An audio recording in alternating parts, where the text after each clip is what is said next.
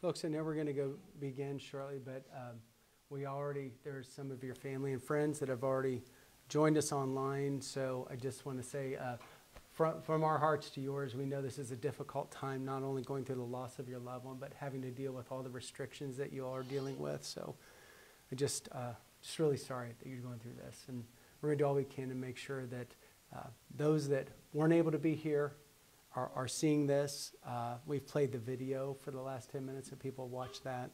And we're going to begin shortly here. I think there's a couple family members coming, and we'll go ahead and begin our time and our celebration. Thank you.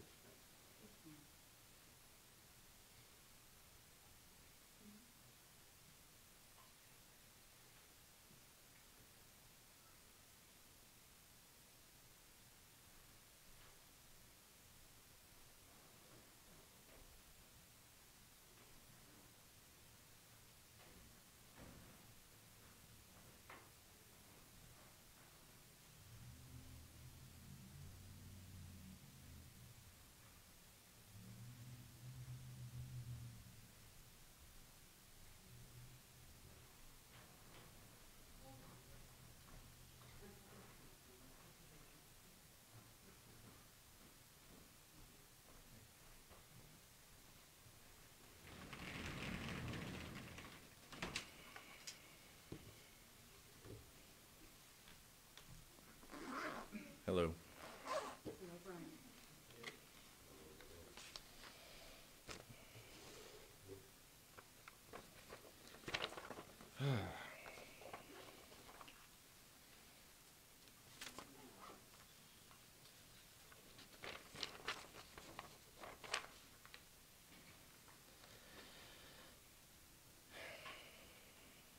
Joan L. Miller, 80, of South Charleston, passed away on Wednesday, April 15th, 2020. She was born on January 13th, 1940 in Lewiston, Illinois. The daughter of the late Howard L. and Beulah L. Chambers Layferry. She was preceded in death by her husband of 52 years, John A. Miller. She enjoyed reading, fishing, shopping, and playing on her iPad. Joan is survived by her children, Christine William Bowden Jr., Roberta Rick Maxwell Jr., Mark Miller, Rosalie Mendoza Schubert, Scott Miller, and Jeff Miller, Nancy Blair. Two brothers, Norman and Peg Layferry, and Jack, Linda Layferry. 18 grandchildren, 12 great-grandchildren, and several nieces and nephews. She was also preceded in death by her brother, Keith Layferry, and a granddaughter, Abigail Miller. Private services will be held today. I guess I can stop reading that there. So hello, my name's Brian Collins, for those of you that don't know me. Joan asked me to do this, and she wanted her funeral to have a few jokes and to not be churchy. Her words. And Joan was my wife's grandmother. And for the past 20 years, I have considered her to be my grandmother. She was a great person. I know she enjoyed watching movies. She really liked the Marvel movies. Really liked Hunger Games. Was really into that. And of course, Hallmark Christmas movies, to everyone's pleasure. She enjoyed to go to her cabin, and she never missed an OSU football game. She drank her coffee with half and half, and liked her food well salted.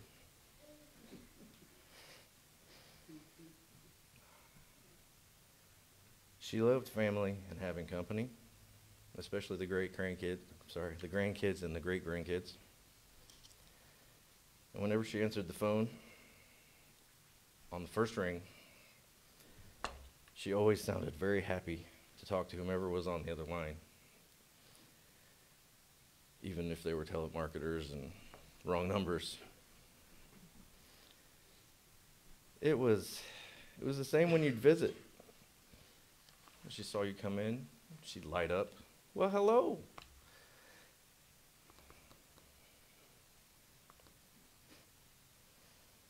And she'd always ask, where are the kids?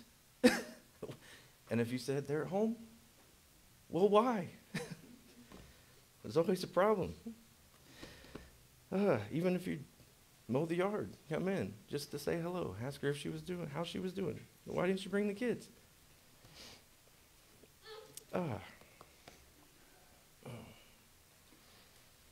It was a constant request of my girls to go to Gigi's house, or at least go talk to her through the window.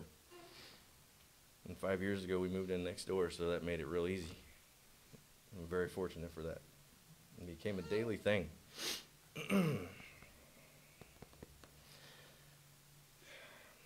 She was amazing. And she was amazing with my girls.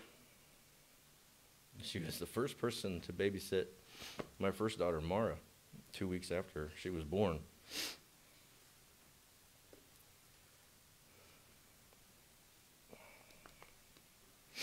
I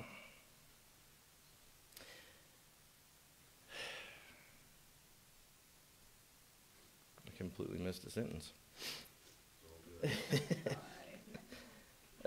Something wrong with these glasses. I can't see right. She loved having tea parties with my youngest, Nora. And all the kids knew that if they went to Grandma's house, that meant unlimited snacks and pretty much free reign of the house. And they didn't have to do the dreaded homework because Grandma Joan just thought that that was unnecessary and just detested homework. Thought that when the kids were at home, they shouldn't have to do schoolwork. They're not at school. Joan watched Riley after school. Mara would get off the school bus with Riley and go in instead of coming home, which is right next door. Grandma had a way of getting people to do something without actually asking you to do it. The family lovingly refers to that as being Joaned. I think I'll put up my Christmas tree this weekend. I was thinking about changing the oil in the car.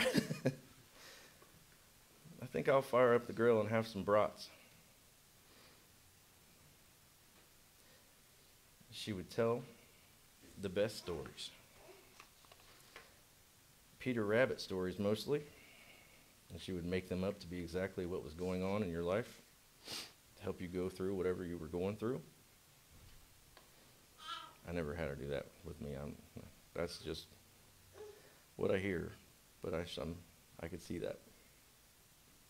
And she said that she should write a book someday.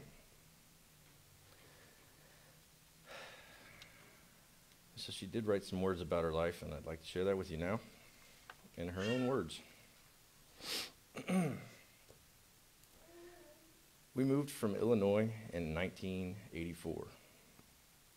I had just finished my nursing training, an ambitious dream that I had since I was only a small girl.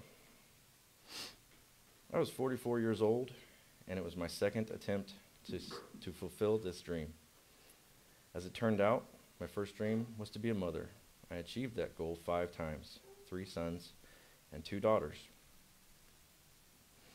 I remember moving from the town that we both, meaning her and John, grew up in. It was a very nervous time for me. So afraid our kids, even the grown-up ones, wouldn't be able to adjust and find happiness. Gradually, I would see them grow and settle in, each finding love of their own and giving us beautiful grandchildren. I loved the career that I had chosen, or it had chosen me. I worked several different places, but each had a lasting memory deep in my heart. Some were good, some were not so good. But always, the clients made it the best place to work at the time. They helped give my life a special meaning. I hope that I made a difference in their lives. I do have regrets of needing to retire so early, but I soon transferred my knowledge and experiences to taking care of my husband. We each were retired and spent a few, but not enough years together before he died in 2012. Although I miss him every day, I know that he truly is in a better place because he no longer suffers in his diseases and injuries, and of his injuries. We had been married 52 years. As a full-time wife and caregiver, I led a very different life, much more constrictive.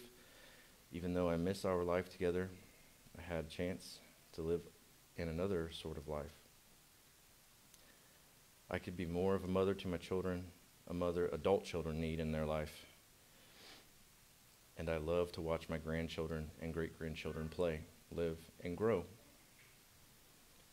There are moments of contentment that I didn't have time for when I was a working mother and wife. I want to live for many more years, but when it is my time, I feel I will go to heaven and spend eternity. My faith has been with me through many unpleasant times in my life, and I know it will be with me when my time comes.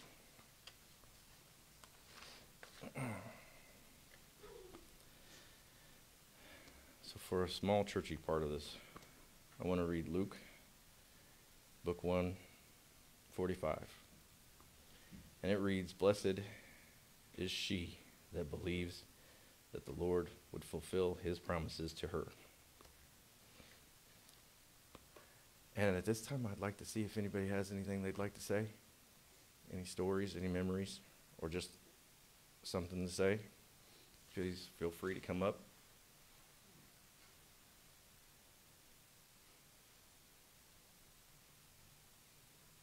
Going once. So, this is an auction joke. Thanks. There, let me get that out of your way.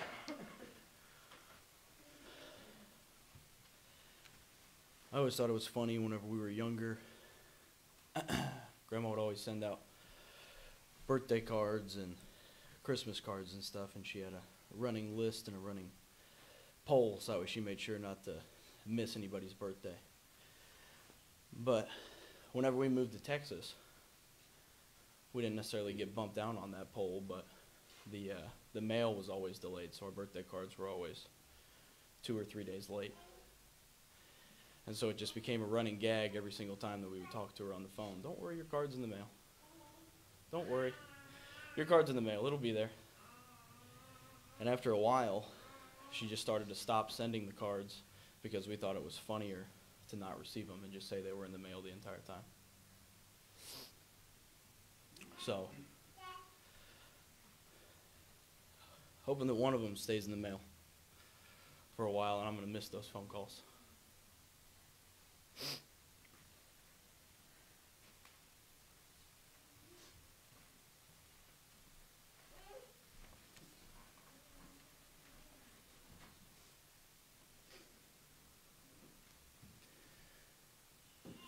Okay. Thank you, Will. I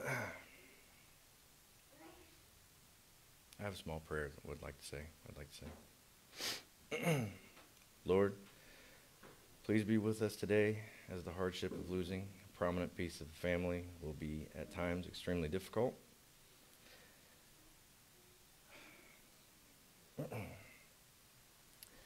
Joan knew that she would be called home one day and be in your presence, and in the presence of the ones that had passed before.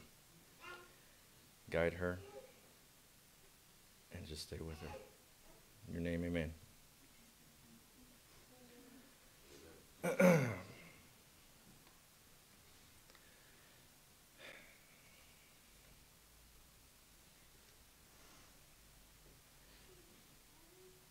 I'm going to apologize for this last part because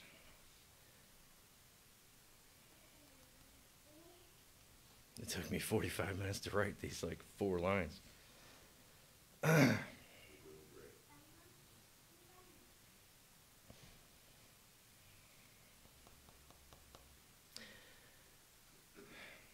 Grandma would sing a song, bye, baby, bye, bye, or something to the kids. And that's how she got Nora to go to sleep when she was little. And I know that's probably how she got a lot of the kids to go to sleep when they were little. And I'll never forget that. And unfortunately, she also sang another song that I'll never forget. And she loved it. From the movie Annie. And that's what I want to leave you with today. The sun will come out tomorrow. So you got to hang on till tomorrow. Come what may. Tomorrow, I love you. Tomorrow, you're always a day away. I will miss you so much, Joan. Grandma.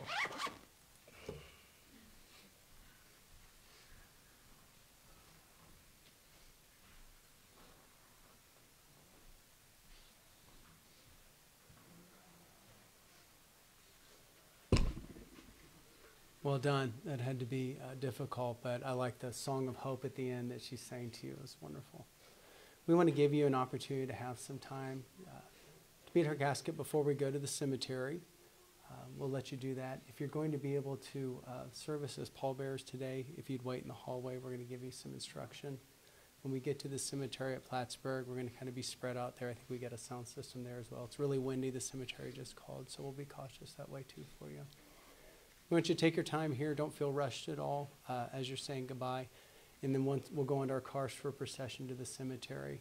If your car needs a flag, just let us know and we'll pull everybody in procession, okay? You just want to pull in the circle. A lot of your cars have already been flagged. Thank you.